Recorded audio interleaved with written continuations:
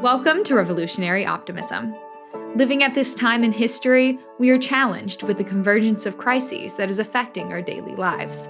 Issues like economic hardship, a teetering democracy, and the worsening climate emergency have left many Americans feeling more despair than ever. To respond to the challenging times we're living through, physician, humanitarian, and social justice advocate Dr. Paul Zeitz has identified revolutionary optimism as a new cure for hopelessness, despair, and cynicism. Revolutionary optimism is itself an infectious, contagious, self-created way of living and connecting with others on the path of love. Once you commit yourself as a revolutionary optimist, you can bravely unleash your personal power, #unify with others, and accelerate action for our collective repair, justice, and peace. On this podcast, Dr. Zeitz is working to provide you with perspectives from leaders fighting for equity, justice, and peace on their strategies, insights, and tools for overcoming adversity and driving forward transformative solutions with unbridled revolutionary optimism and real-world pragmatism. In this episode, Dr. Zeitz is talking with Kristine Carlson. You might recognize the name Carlson from the iconic book series, Don't Sweat the Small Stuff, and it's all small stuff. Kristine Carlson, the wife of the late Dr. Richard Carlson, has carried forward their collective mission with an incredible passion for empowering others to lead with love, kindness, and authenticity. Kristine has embarked on a new journey, and she's here to share the transformative initiative she's leading, Don't Sweat Changemakers. Through this 501c3 nonprofit, she's spearheading a program for teens that combines social-emotional learning, leadership development, and a heart-centered approach to inspire young changemakers. From teaching the principles of happiness to instilling the belief that everyone can be a leader, Kristine is igniting a movement that's touching lives and transforming communities. As we dive into today's episode, get ready to learn how Kristine's path led her from the world of Don't Sweat the Small Stuff to pioneering a new era of youth empowerment. We'll explore the principles that guide her work, delve into the power of authenticity and optimism, and gain insights into the vital role young hearts play in shaping a brighter future. So without further ado, let's welcome Kristine Carlson and dive into the world of Don't Sweat Changemakers. Here's your host, Dr. Paul Zeitz. Hey, Chris. Thanks so much for joining the podcast. It's a great honor to have you here today. Thank you. How you doing? Oh my gosh, I'm great. Thanks, Paul. Thank you so much for having me on. What a wonderful podcast you are doing with just bringing some amazing ideas that are so needed to our world today. Thank you so much. So I wanted to ask you, since we met 6 months ago, and I've been in community with you and other folks who are working on books and have big ideas, you always started every session with a guided meditation. And I wanted to ask you if you're willing to start this episode of the podcast with bringing in the golden light. Oh, absolutely. No, thank you so much for asking. It actually helps me get really grounded and centered to do so. All right. So everyone who's listening, hello, and thank you for being here. And please, if you can, just close your eyes. If you can't, you're listening, doing an activity, just use this as a deep breathing exercise to stay really present in what you're doing. But if you can, sit comfortably, close your eyes, and place your palms open on your lap. And let's just begin to breathe together, shall we? Breathing in through your nose, allowing your chest and your belly to fully expand, taking in the fullness of your breath. And on the exhale, just relax, release, and let go of any tension you feel. And breathing in pure golden sunlight to the tips of your fingers and your toes and the top of your head. On the exhale, just let go of what doesn't serve you well. And breathing in pure golden sunlight through your core, through your heart, through your mind. On the exhale, just release and sink into your breath, into your body.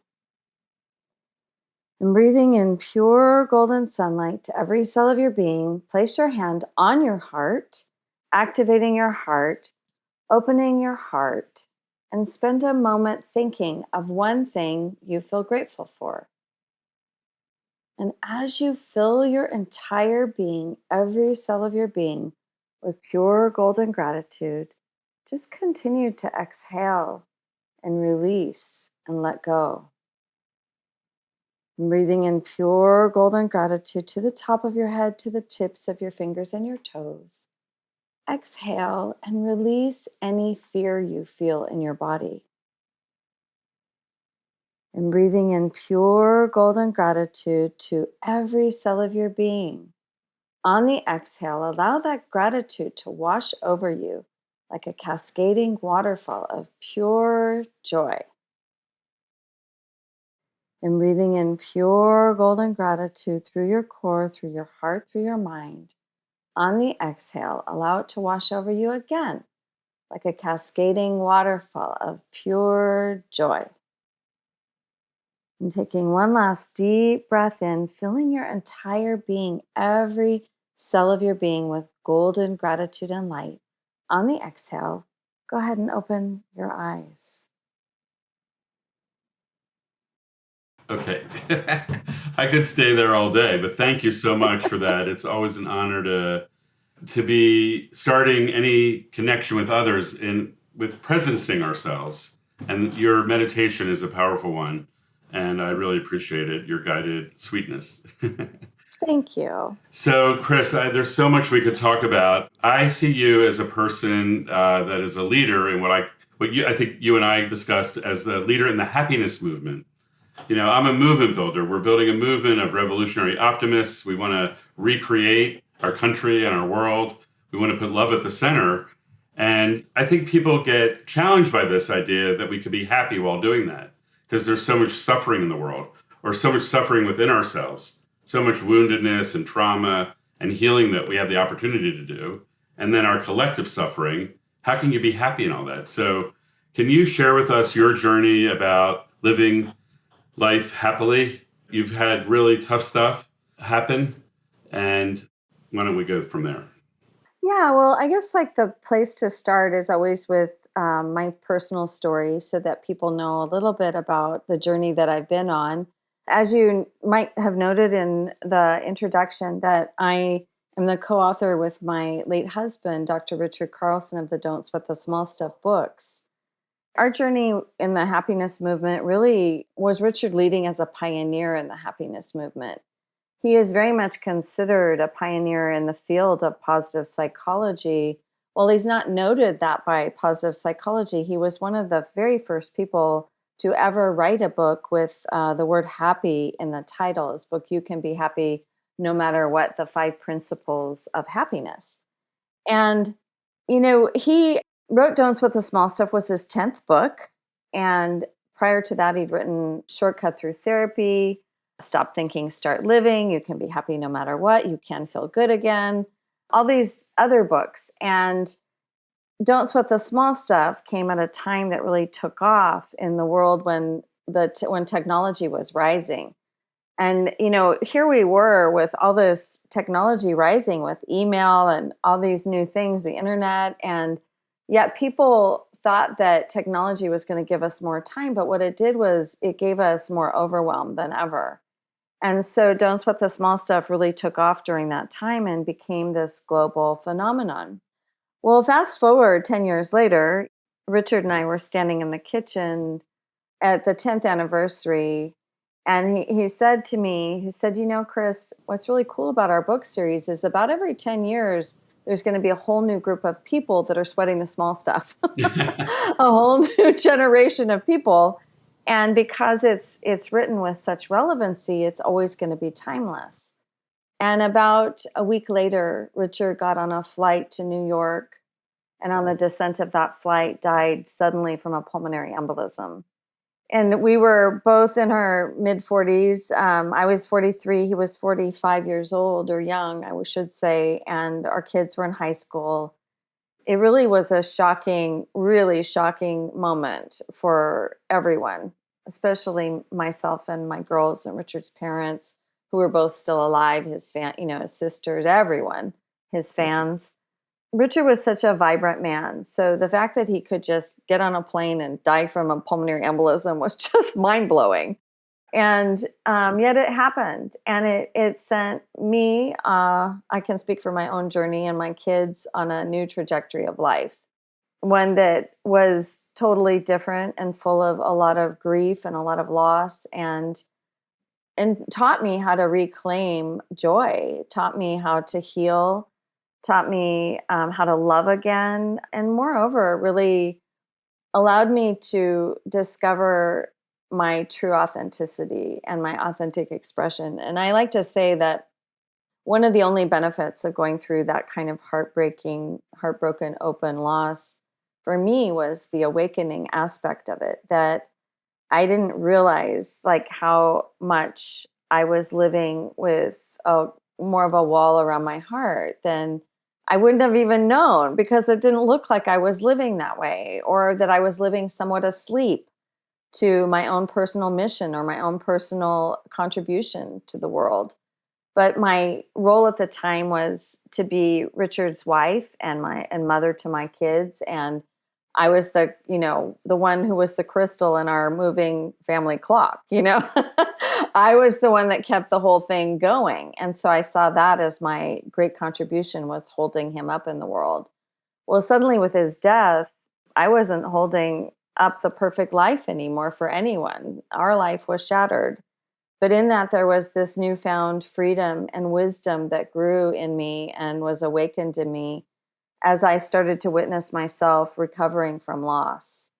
And it was a long journey. I'm not saying it was shortened by the fact that I had wisdom, that I had tools.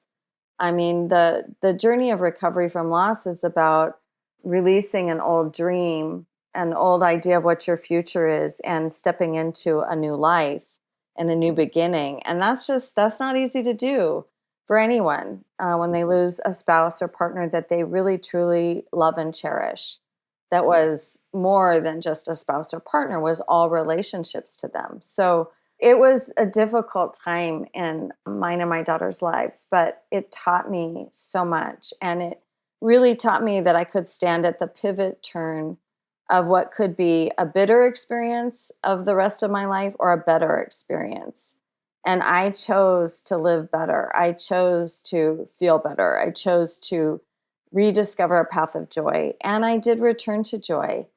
And I like to say that grief and loss doesn't last forever. It lasts as long as it lasts, until you accept what's happened to your life, until you are able to move forward carrying that love with you. And it's just spawned so many different directions, Paul, for me. As you know, I've just found my purpose just in so many small gems of things that I'm doing now. And I love every minute of it.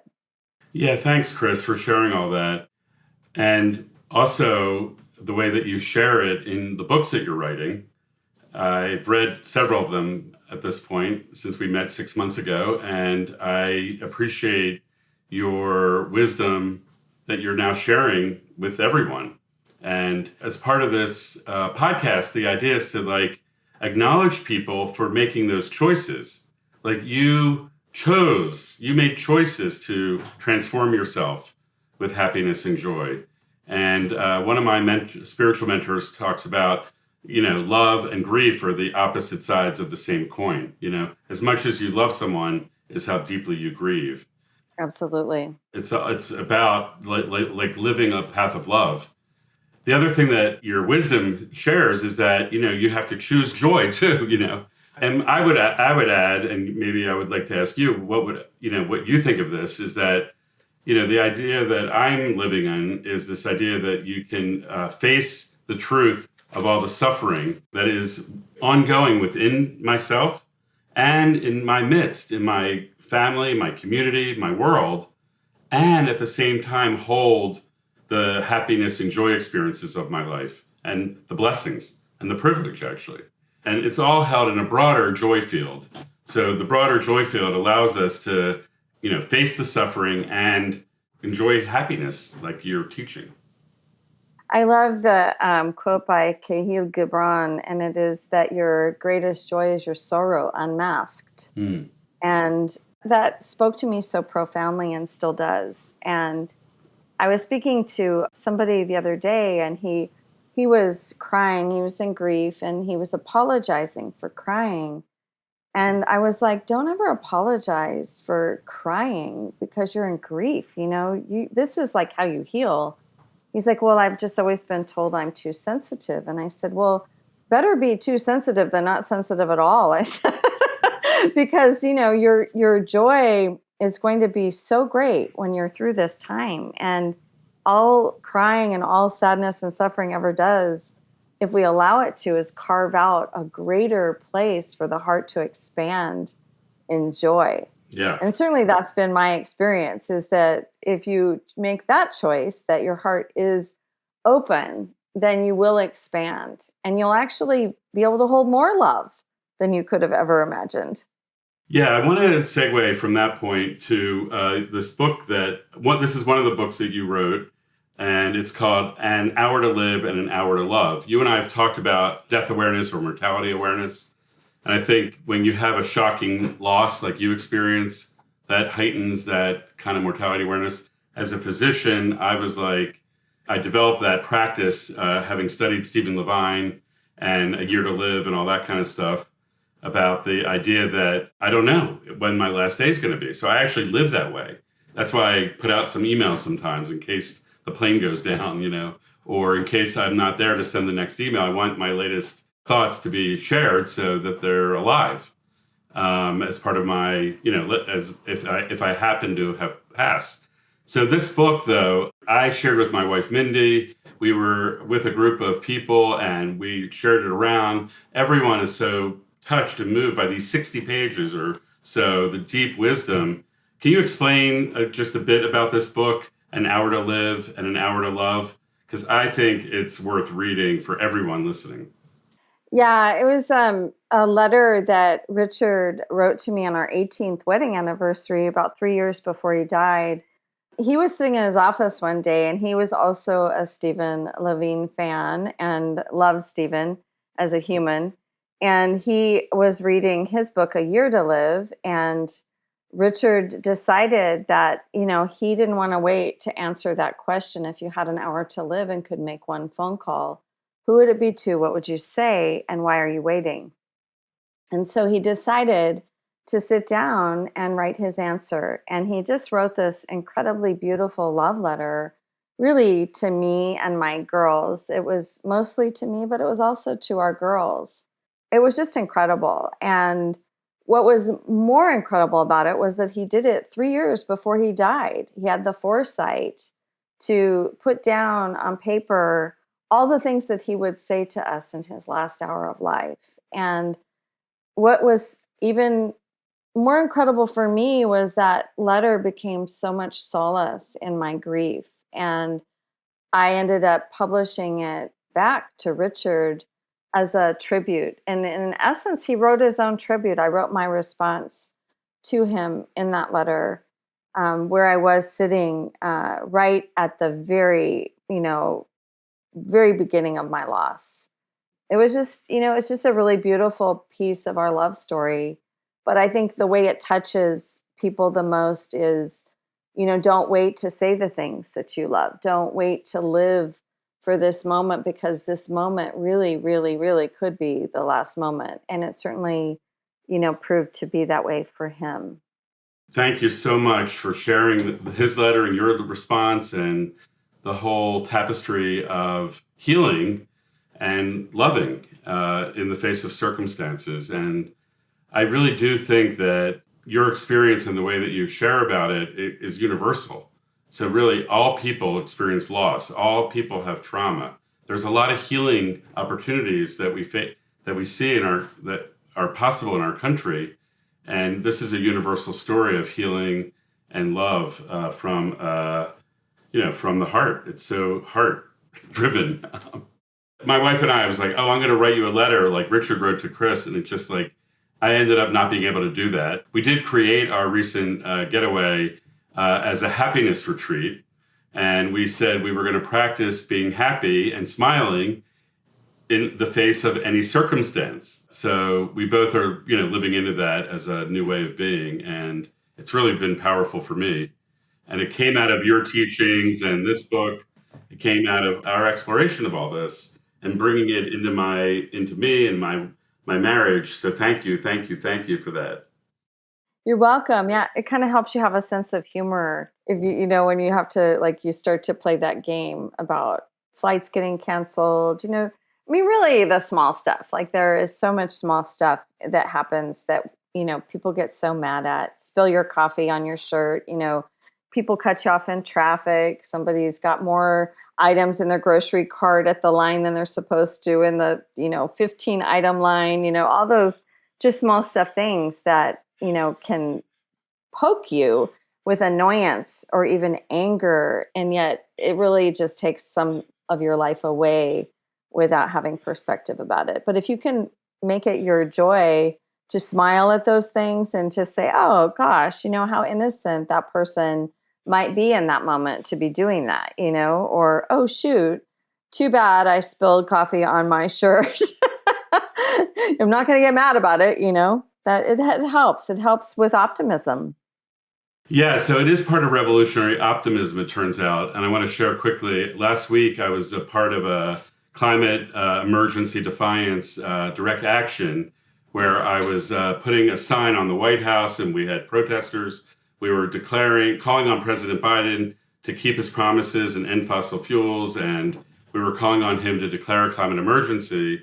And we were part of a movement around the world that was mobilizing. There were at least 1,100 demonstrations around the world around that same time. And I ended up getting arrested. And as part of my arrest, 22-hour detainment, I was held with handcuffed with my arms behind my back in a paddy wagon driving around DC. And I was like, okay, I have to deploy. I am happy and I am satisfied no matter what are the circumstances. And I really love doing yoga. And so I said, oh, I guess this is a 3-hour shoulder stretch so that I can improve my yoga posture, And I just flipped the switch on it. And, I knew it would end. I knew I'm privileged and I knew I was going to get out. And despite how horrible it was, I knew it would end, So I was privileged in that way. But anyway, I just wanted to share that with you. That's a new spin. That's a really good practice, Paul. You should pat yourself on the back for that one and give yourself a hug at the same time. It's actually not new. I mean, civil disobedience has been used by social and political movements from the civil rights movement, the Gandhian independence movement in India, throughout history. Throughout history, people mobilize and they risk, from a love place, they risk the opposing forces beating them down. I was speaking to the fact that you turned your handcuffed moment into a yoga posture. Honestly, I was really proud of myself. Yeah, I must say. Yeah, you should have been. Yeah. That's what I mean. That's a whole new spin on don't sweat the small stuff. Perfect. So now that we've transitioned a little bit from your personal story into the world, I wanted to ask you if you could share with our listeners about what you're up to. Richard wrote that book about the 5 principles of happiness, and you are now bringing to life some of these ideas with the Challenge Day. Let's start with that, and then we can move into other things that you're cooking up. Yeah. All right. Thanks. Yeah. It's been a long time goal of mine to take the principles of happiness and Richard's book, Don't Sweat the Small Stuff for Teens, and bring it more to kids in school. And my friends, Rich and Yvonne Dutra St. John, they founded an organization called Challenge Day, which I have always just loved so much and supported. And Richard supported when he was alive. And that's an amazing day that they bring this really cool workshop to kids. That's a very deep dive. It kind of goes in the back door of play, but it's a deep dive into kids, their lives, their concerns, their fears. And by the end of the day, what happens is you see the room get very connected. You see these cliques and the barriers, the social barriers start to break down. And kids start to be able to understand and see that all of people are more alike than they are different, and that some of their judgments about people have been wrong. It's very powerful. They have a lot of powerful exercises that they lead the kids through. That have been very popularized by other workshops and so forth. But at any rate, I've just seen the power of that organization. And I felt that what would be really wonderful would be to create a kind of follow-up program, but a program that also stands on its own legs called Don't Sweat Changemaker. And that program is really about taking kids that maybe are really super turned on by the idea of connection and love and kindness, and teaching them that they can all be leaders, that leadership isn't about being a captain of a football team or captain of something. Leadership is about leading by example, lead by being the change, lead by acts of change, lead by acts of kindness, and teach them how to do this and create a program that helps them facilitate some kind of major act of change in their community. So there's a lot of components to it I feel like are really valuable for kids. The leadership aspect of really, talking about how we lead with love, we lead with kindness. We aren't bystanders to injustices that occur around us. We can actually be proactive, have a voice. And we can also make change happen in our community by choosing an act of change and then seeing it through, teaching them that it's just nothing more than a project that they work step by step to enroll others in and to bring a community together. It could be like something like working with their local food bank to create a special meal or do a food drive or something that allows them to rally the support of kids in some kind of act that's a changemaker act. And and our goal is to really help these kids on an ongoing platform, a social emotional learning platform that gives them workshops and seminars and tools, the 5 principles of happiness, really teaching them that and doing some live stuff with them too, maybe on Saturday or in the summertime, but also allowing them to get their certificate of leadership from our program, which will also help them get their volunteer hours for high school and so forth. So that's the vision, that's the goal, and we're just getting started. So right now, we're just at the very beginning stage of funding and everything and creating the program, and we hope to launch by, this spring. That's by the spring of 2024. Yeah. Yeah, by the spring of 2024. That is so beautiful. What a beautiful vision. Thank you so much for creating that and opening up that space. And I invite my listeners to contact you through your website. Can you just give us your URL? We're not done, but I just want to make sure that people have that. Yeah, we're working on adding that to our website right now, but you can go to don'tsweat.com and leave me a message there or say you're interested in finding out more. But we should have something up and running fairly shortly. Okay, don'tsweat.com it is. So I think that is so important. We know that there's a mental health crisis in the United States. There's a technology addiction in the United States. There's a large number of children that are experiencing online sexual violence, both from peers and from adults. It's a pandemic of injustice that's spiraling out of control. And I think you're offering a repair option or a healing, loving option as a pathway for kids to break out of those cycles that they're getting stuck in. I mean, COVID was tough and it sparked a lot of this or accelerated a lot of these trends. And of course, the broader environment that we're living in affects all of us.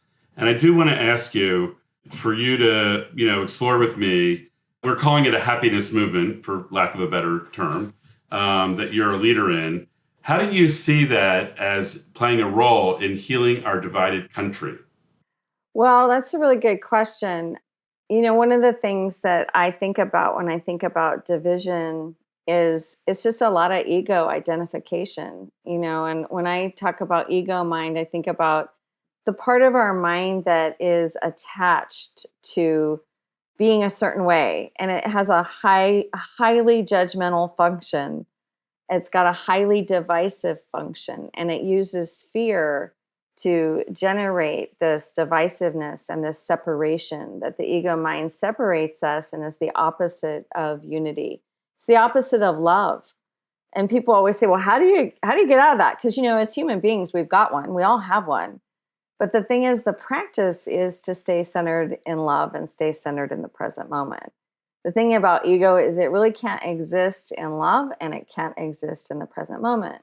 And if you look to teachers like Marianne Williamson in the Course in Miracles, it talks a lot about the ego, and all the religious texts and the Hindus, the Buddhists, they all talk about ego. Psychology, Freud, Jung talks about the ego. And that's how I like to think of the ego mind is I don't know, some people say, well, it has a purpose. And certainly it does, probably, because otherwise we wouldn't have it. But I'd say that, moreover, we all have a battle with it. And some of us have practiced winning the battle more than others. And you will not find a truly happy person that is stuck in their ego mind. Usually they're quite miserable. They're quite fear-oriented. They react from fear. They're not very responsive, and they're not very mindful. So all of these things are sort of the antithesis of what happiness is. And if you want to be happy, you have to choose to be present. You have to choose non-judgment. You have to choose a path that isn't about, identifying with one group, but is about, what do you identify with from your heart? What does your heart tell you is right or wrong, or is high in integrity? One of the things that's really, really upsetting to me these days is just the lack of integrity that people are living with, and that the denial about that people are taking a stand for things that they're not looking at what's behind all of it, and what's driving this lack of integrity, and all it is that a bunch of people are choosing it. They're choosing it. It's winning over love. Yeah. And it's the fear-based, ego-driven mind that you're talking about. Yeah. This ego-driven mind is winning over love. So what's the way out of that? Well, the way out of that is to quiet down and learn all about how to subdue the ego. The more subdued the ego is, the brass band that the ego plays cannot play so loudly. And there's this quieter voice that's inside of us, which is the voice of our wisdom, the voice of our soul, the voice of our heart. And that speaks very quietly to us, sometimes in a whisper. So we have to quiet the ego down so that we can attune and align with that in order to hear what is true wisdom. What is wisdom? What is love calling for right now? What is it that we can do differently that will cohesively join our world versus be part of the separation? And I think that there's this word of, it's bigger than tolerance. It's more like compassion. It's more like understanding. If you're born in America, then, for me, America has to do with what our founding fathers gave to us in our Constitution. And I always go back to what is constitutional for American citizens, and sure, there's probably some renovation to that. Certainly we're seeing it in our politics today that, there are things that are happening that nobody could have ever in that time period imagined. So there isn't a lot of provision for some things. But if we are truly American, then we have to go back to the Constitution. And Constitution, a lot of it is about freedom and freedom of voice, freedom to choose, self-empowerment. I think of it that way. And I live with the understanding that everybody is entitled to their own beliefs, just like we're entitled to our own religion. We're entitled to live in this country with that freedom to have our own belief system. And ego says, no, you are wrong. You are bad. You are not going to be in my family. You are not going to be my friend. You are not going to be somebody that I associate with if you have a different belief system than me. But your heart hurts and is broken for that. Your heart breaks by the loss of what that ego is telling you to do and react to. And so I think as a culture and as humanity, we're at a real pivot turn. And it breaks my heart to see families and friendships and people disrupting their personal lives because of their belief system. Like, I don't understand it. I'm like, how did we get here? And this isn't what America is. That isn't being American. It isn't.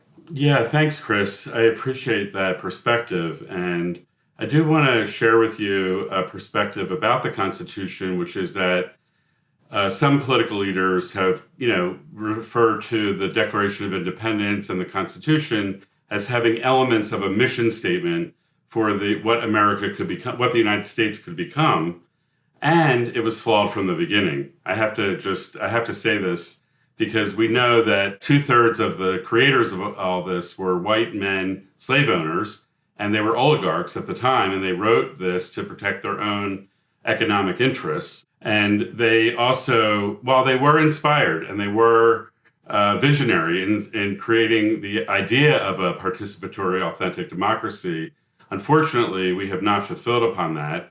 There's been a long history of moving towards a more perfect union, as some people say. Like, after the Civil War, there were all those amendments. There was the transformation that happened under FDR. There was the civil rights movement. And we're here now in 2023. And I don't know many people that are feeling like we're happy with the way our country's going and the way the world's going. And that's why I'm working on with you and others on revolutionary optimism as a cure for hopelessness, despair, and cynicism. But part of that is being like questioning and maybe even recreating and moving forward with a new governing framework that puts love at the center, as you said. And we have a greed-driven system that is that ego mind. And, we have to, and it has been institutionalized in our government and in the way our society is operating. It's the pharaoh, actually, of greed. And I think you're right. We do have an opportunity to crack through that right now because it's collapsing. People want the joy and the happiness that you are teaching is accessible. Like we can all choose it, as you said. So I just think that is so exciting. I really do. I think that, and from a medical perspective, just quickly, the old brain, the reptilian brain that we have within our brain is that judgmental, protective, fear-based, I call it the lizard brain. And we're blessed to have a neocortex.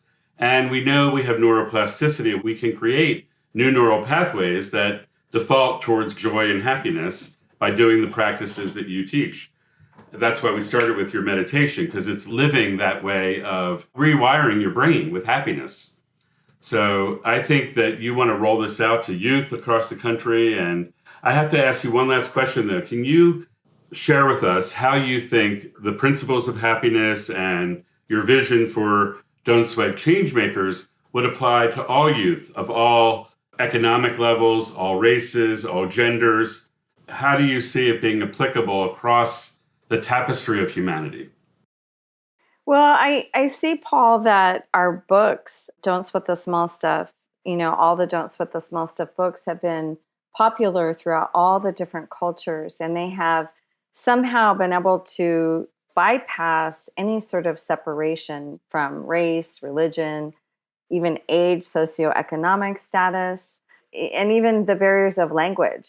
I just feel like these principles of happiness are generic to humankind. Can you give us a quick overview of the principles? Oh, yeah. So they are thoughts, moods, feelings, separate realities, and present moment living.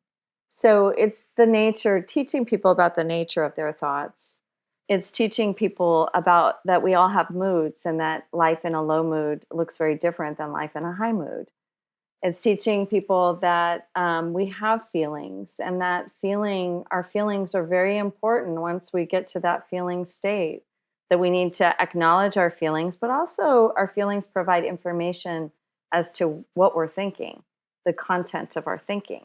That so much of our awareness about, our human awareness has to do with being able to be aware of your train of thought and talk about neuroplasticity. How we change our neural pathways is literally by stopping a negative thought pattern and changing it and moving and jumping, literally like leapfrogging over it into maybe gratitude or into some other pathway. But what happens for people, it happens for me too, is we get stuck in our own thinking. And we're just thinking as if we're breathing. It's just natural to us. Some of our thoughts are positive, many of them aren't. Many of them are negative. And so, but to start to understand that all of that may be automatic, but you can still participate proactively in it. And once you see that and you start to see, well, those thoughts are making me angry. Those thoughts are taking me down a path that's destructive for me. Those thoughts right now are taking me from my couch to my refrigerator. I don't want to go there. Or to my device. Right. You can stop and you can shift your thinking, and it will likely shift your mood. It will shift how you're feeling. It might shift your choices. So, and then of course, separate realities is realizing that we all are living life through our own lens. And even a married couple that might be so close and so in love, they're still in two different realities. It's like we're all in and experiencing life from our own worldview. And then present moment living is the most important one of all. And that is sinking into the present moment. And when I think of presence, I mean, not worried about your past and not worried about your future, not dreaming too far into the future and not in your past. Present moment is in alignment with who you are and what you are right now in this moment. It's probably the most important thing that people could practice is bringing their attention back to the now. Well, thanks, Chris. And thanks for bringing happiness and living in the present moment and living with life awareness in the way that you do for all of our listeners. So thanks and have a great week ahead. And thank you, Paul, for the wonderful work you're doing. It's just invaluable. Thank you. Thank you so much.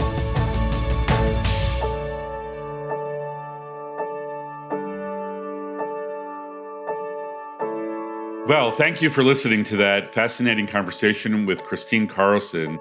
She is a true leader in the happiness movement, and I'm so honored to imagine that revolutionary optimism and us who are living as revolutionary optimists can root ourselves in a life of happiness and joy and face all the suffering and struggles that are in the world, and that we can bring our happiness and joy into our advocacy campaigning and movement building, or in whatever way we choose to serve.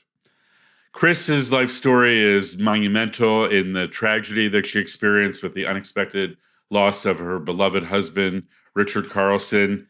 And she said something so powerful. She said, "I chose to be better instead of bitter." And I think that kind of choice that she's made has had a huge impact on her own well-being, the life of her daughters, but also all the other people who she touches with her work. I'm so excited that she shared the work that she's been doing with Challenge Day and Don't Sweat Changemakers as opportunities to bring the tools and practices of living a happy and joyful life into youth programming for people that are in high school, so that the ego mind that can separate us can be tempered and trained to live with love and unity and connection. I think that her intent of bringing these tools and practices to people of all races and all economic levels and all genders in all places in our world, in our country, is the evidence that Kristine Carlson is a true revolutionary optimist. She talked about how important it was to stay centered in love and compassion and being in the present moment so that we can temper our judgmentalness and we can have integrity between our soul's intention to bring love and peace into the world rather than division and anger and hate. She also touched on the opportunity that we have to bring the happiness movement into our quest for what she called a constitutional renovation, where we can ensure that every American has freedom of voice, self-empowerment, and is entitled to their own beliefs and religions. We may have to disrupt some of the patterns of how we've been living and working together. And I think by bringing in happiness and compassion and kindness revolution as part of being a revolutionary optimist, that is music to my ears, and I hope to yours. So please check out Kristine Carlson's books and her podcast and all the great work that she's doing to bring happiness forward for all of us. Thanks for listening and have a great day.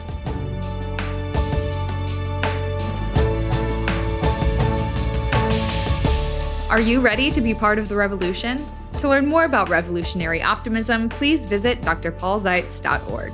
To explore building movements, please visit unifymovements.org. If you like this show, be sure to follow on your favorite podcast app so you don't miss an episode. Revolutionary Optimism, transforming the world one episode at a time.